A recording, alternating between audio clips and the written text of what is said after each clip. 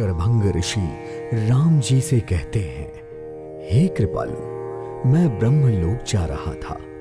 इतने में मैंने अपने कानों से सुना कि श्री राम जी वन में आने वाले हैं। तब से मैं दिन रात आपकी राह देख रहा हूं। अब आज आपको यहां देखकर मेरी छाती शीतल हो गई। हे नाथ, मैं साधनों से हीन हूं। आपने अपना दीन सेवक समझकर मुझ पर बहुत कृपा की है।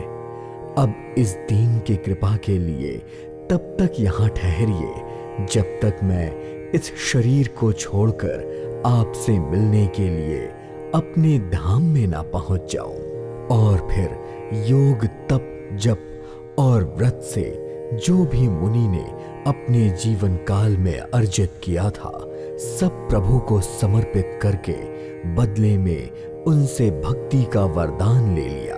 और प्रभु की दुर्लभ भक्ति प्राप्त होते ही उन्होंने अपनी चिता रची और उस पर जाकर बैठ गए और बोले, हे सगुण रूप श्री राम जी, आप सीता जी और अपने छोटे भाई लक्ष्मण सहित मेरे हृदय में सदा ही निवास कीजिए। ऐसा कहकर उन्होंने योगाग्नि से अपने शरीर को जला लिया और श्री राम जी की कृपा से वैकुंठ लोक चले गए।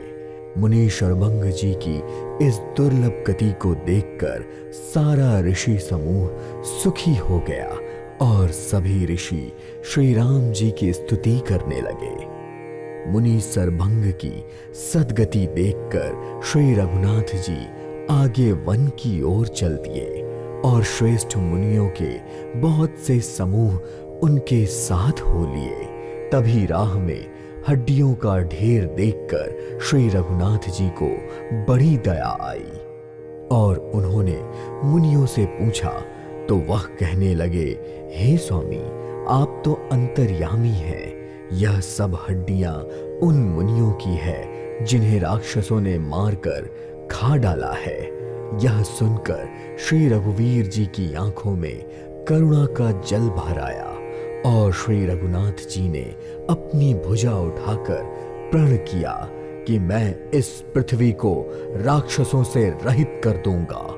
फिर सब मुनियों के आश्रम में जाकर श्री राम जी ने उनको अपने दर्शनों का सुख दिया। मुनि अगस्त जी के सुतीक्षण नामक ज्ञानी शिष्य थे। उनकी भगवान में बहुत प्रीति थी। वे मन, क्रम, वचन से श्री राम जी के चरणों के सेवक थे। उन्होंने जैसे ही प्रभु का आगमन का समाचार सुना, वैसे ही अनेकों प्रकार के मनोरथ करके वे बड़ी ही आतुरता से दौड़ पड़े। पर प्रेम में विला हुए मुनि को कोई रास्ता सूझ ही नहीं रहा था और ना ही समझ आ रहा था कि मैं कौन हूं और कहां जा रहा हूं।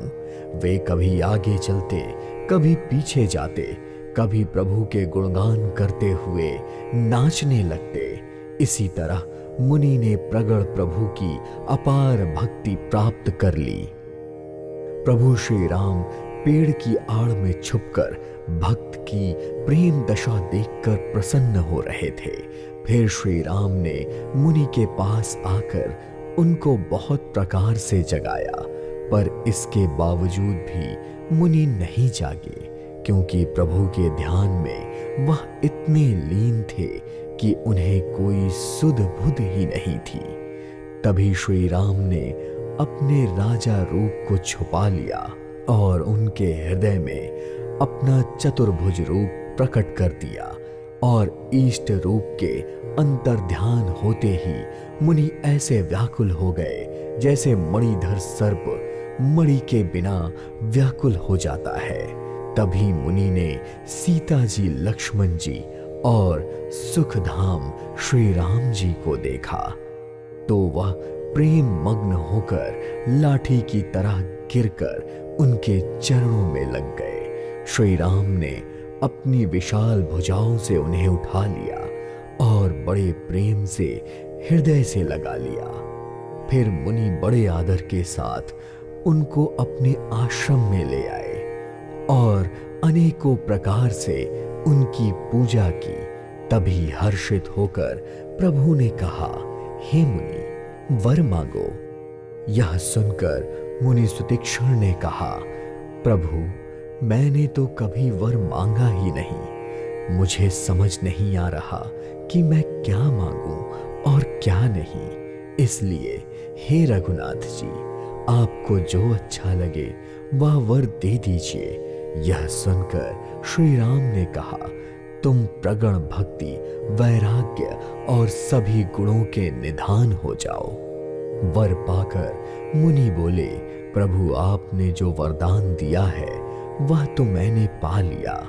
अब मुझे जो अच्छा लगता है वह वर दीजिए। हे प्रभु, आप छोटे भाई लक्ष्मण और सीता जी सहित मेरे हृदय रूपी आकाश में चंद्रमा की भांति सदा निवास कीजिए।